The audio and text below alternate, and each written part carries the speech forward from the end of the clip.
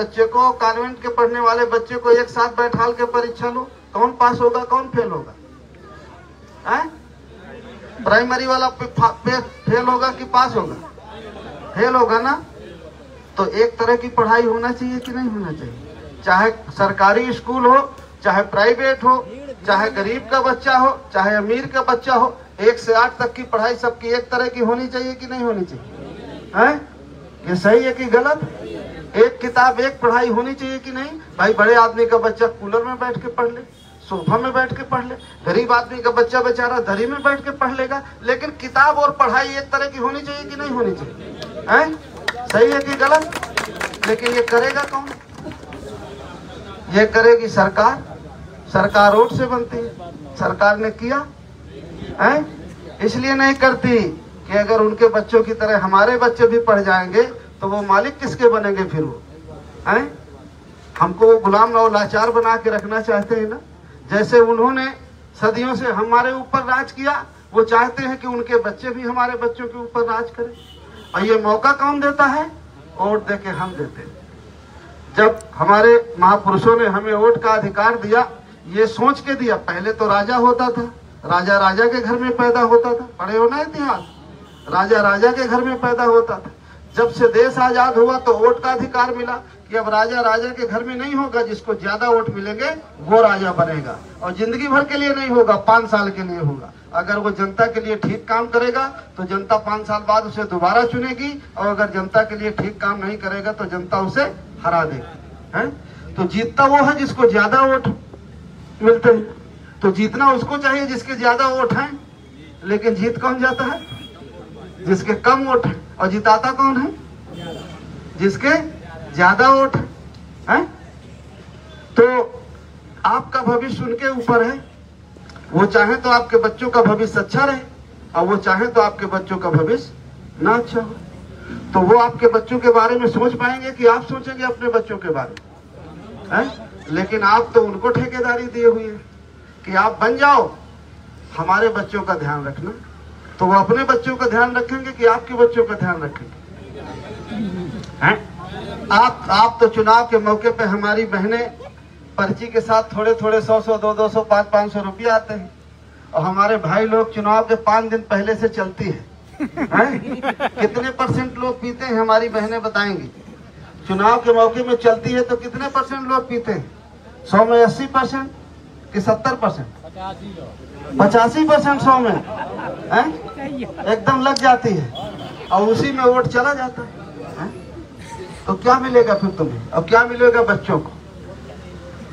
जो माँ बाप अपना वोट बेचते हैं, वो अपना वोट नहीं बेचते हैं, अपना और अपने बेटी बेटे का भविष्य बेचते हैं। और जब तक वोट बेचेंगे कभी आपकी समस्या का समाधान नहीं। जो लोग वोट की कीमत जानते हैं वो आपसे वोट लेते हैं, डरा के लेते हैं, धमका के लेते हैं, दारू पिला के लेते हैं, पैसे में लेते हैं, क्योंकि वो जानते हैं कि वोट से राजा बनता है और राजा में सारी ताकत होती है।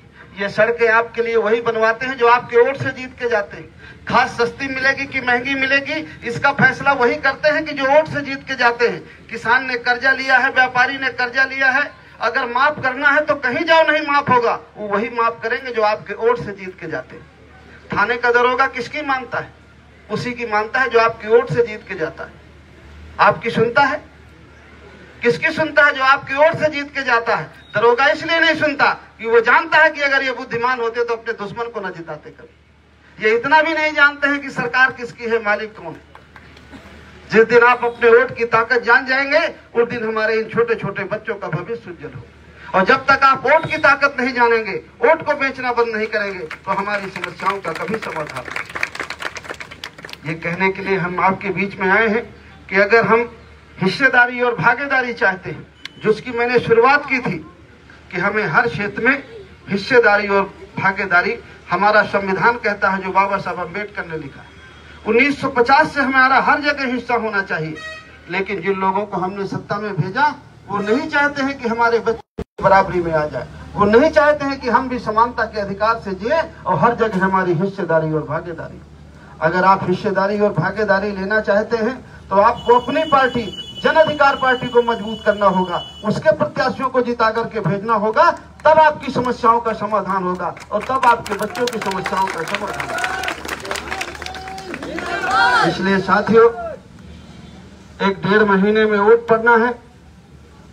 चाहे तो चाहे दूसरे को जिता लेना और फिर देख लेना कि उनसे क्या फायदा है आपको। जिसको जिता करके भेजे हैं, इन 5-7 सालों में दर्शन होते हैं कभी? कभी छू पाते हो? दूरे से पैर छू लेते हो? शायद कोई आपका आदमी जीत के जाएगा तो वो सोचेगा आपके लिए कि वो सोचेगा? आपका आदमी सोचेगा कि वो लोग सोचेंगे? आपकी अपनी पार्टी का आदमी जीत के जाएगा, वो आपके दुख तकलीफ में साथी होगा, आपकी समस्याओं का समाधान होगा। अच्छा, पूजा वूजा खूब करते हो कि नहीं करते हो? कितने लोग करते हैं? सब लोग करते हैं खूब पूजा? पूजा वूजा खूब ध्यान से किया करो, बहुत जोर है इस समय। करते हो कि नहीं? खूब जोर जोर किया करो। और एक और बड़ी राज की बात बताऊं, अगर भगवान चुनाव लड़े तो भगवान को वोट भी देना। अगर भगवान तुम्हारे यहाँ से चुनाव लड़े तो भगवान को वोट देना, और अगर भगवान चुनाव ना लड़े तो भगवान के नाम पर किसी को वोट मत देना, नहीं 5 किलो मिलेगा बस।